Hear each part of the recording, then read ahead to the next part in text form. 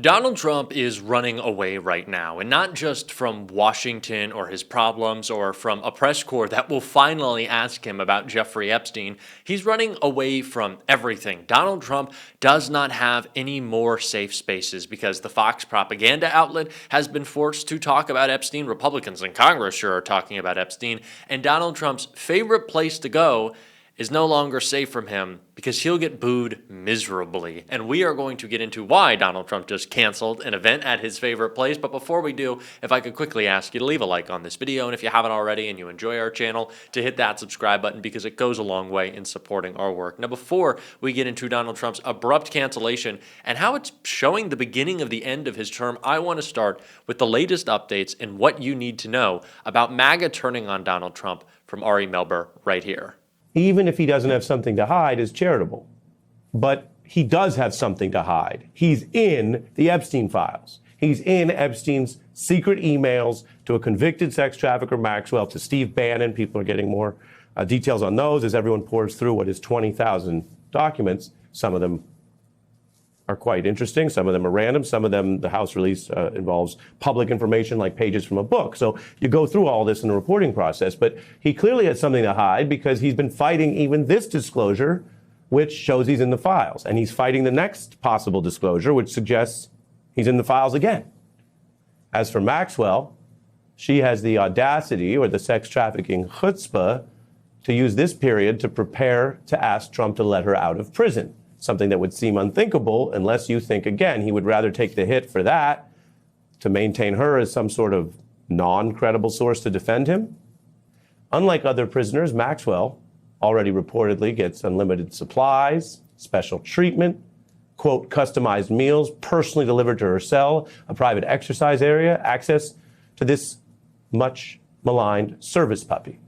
She says it's safer and more comfortable. I feel like I've dropped through Alice in Wonderland Looking Glass. I'm much happier and safe, is her statement on the matter. Trump said he would not rule out freeing her. Think about that. He's on the run. He's in the files. And now, having campaigned on both transparency of releasing the files and justice and saying this whole pedophilia ring was a bad thing, he is now still leaving the door open to freeing from prison the only individual ever incarcerated for Epstein's related crimes. Now, we've heard so many lectures about how nothing changes and Trump has loyalty and he likes to tell people he could shoot someone on Fifth Avenue and get away with it. Well, that may not be true either. There are some problems, legal and otherwise, that Trump's base has excused. But right now, I showed you the Wall Street Journal. I showed you the Republicans in the House who overrode Trump's strategy here of secrecy. And other members of the MAGA base are upset. Newsweek reports on the threat to the Trump presidency now looks unlike anything we've seen before. And over across the whole country, his approval is cratering, MAGA loyalists concerned. Across the Republican Party, there are calls for more disclosure. The government will not protect the predators. There is just nobody in the electorate who is buying this. Trump could one-up him and say, well, Johnson wants to have the vote Wednesday. I want to release the Epstein files Tuesday. And he could literally be a hero. I think it's a huge miscalculation. He's alienated a lot of his base with his statement that you're no longer my supporter and you never were if this is what you're for. Imagine what's going to continue to happen when you learn even more damning information. Trump continues his spiral, his cynical announcements, which may not be playing very well, and then you actually might get a vote to release the files. While it is not just Republicans in Congress, it certainly is Republicans in Congress who are turning on Donald Trump, but they're not just doing it because they have some moral obligation. Do you think Marjorie Taylor Greene is doing anything out of the goodness of her heart because she cares about the people? This is all a political calculation. When her and Trump were going back and forth on Truth Social and Twitter last night, Donald Trump said the reason Marjorie Taylor Greene has been spiraling out of control, and it's what AOC said and it's what I've said, is because he didn't give her his endorsement for Senate or governor in Georgia. And so Marjorie Taylor Greene has now made a political calculation, which I think is honestly a smart one, to start breaking with a MAGA movement led by Donald Trump that is going down the shitter. Things are falling apart, and Donald Trump understands that. Marjorie Taylor Greene understands that the base is furious about Epstein. And that, of course, when Donald Trump goes out in public, the public fucking hates him. But when he goes to a sporting event, it's the best way to gauge the temperature of how people are feeling right now. And the last time he did, of course, he was booed miserably. But where is the place that Donald Trump usually gets the standing ovation? He gets to pretend like he's the tough guy. He does the dance. He tries to flex the fake muscles. Where is that?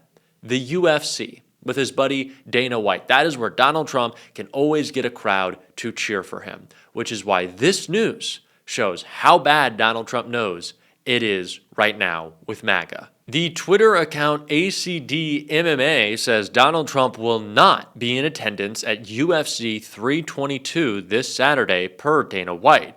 It's the first UFC event he has missed in New York since 2022. The first UFC fight he has missed since 2022 in New York City. Now, why would that be? Why would that be? The UFC crowd is one that is pretty heavily MAGA. It's the Manosphere guys. It's dudes who primarily voted for Donald Trump in huge numbers, even in New York City, because people are coming from all across the country. Of course, UFC, it's a big event, right? Why is Donald Trump not going? At the beginning of his term, he brought Pam Bondi. He brought Kash Patel. He brought Tulsi Gabbard, Marco Rubio, J.D. Vance, Mike Johnson. The nerd he was there. So why didn't Donald Trump decide to go? Why is Donald Trump canceling an appearance that he has made so consistently and has been an important part of his brand that helped his rehabilitation, to go and have a group of people who are so dedicated to him, so a part of the cult, cheer for the dear leader and give him high fives and pretend like Donald Trump was a normal person who hadn't just spent, of course, the last 4 years of his presidency, ripping the country apart, failing to manage the once-in-a-generation pandemic in which he saw millions of Americans die because of his incompetence. Then, of course, go on to let his MAGA movement spout lies about the vaccine. And don't forget January 6th. Why did Donald Trump go to UFC? Because it rehabilitated his image. And of course, he is best buddies with Dana White, who introduced him at the last RNC. So Dana makes sure that Trump is taken care of at his events. But right now, the same UFC fighters who always loved Trump and gave him the belt when he won, they're saying, fuck this guy. He's turned his back on the Epstein files. He's destroying the economy. He's in clear cognitive decline. He's selling us out. They think he's a joke.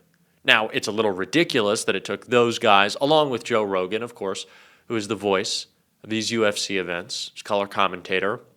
It took them so long to realize these same guys who propped up Trump, who rehabilitated his image, who kind of brought him back into normalized society, that those guys have turned on him is a big deal. That is no longer a safe space for Donald Trump. That is no longer a place where he can get some easy applause. That is no longer a place where Trump can feel good about himself, or he can make himself look good. There are no more easy wins for Donald Trump. Not from Marjorie Taylor Greene, not from Lauren Boebert, not from the Fox propaganda outlet, and not from UFC. Donald Trump canceling is a big fucking deal. It is a big deal because he knows if he showed up, it would continue the week, or it's really been like 10, 12 days of humiliation that Trump has felt since he lost a brutal shellacking of an election night last week. That Tuesday night really started to change things, didn't it?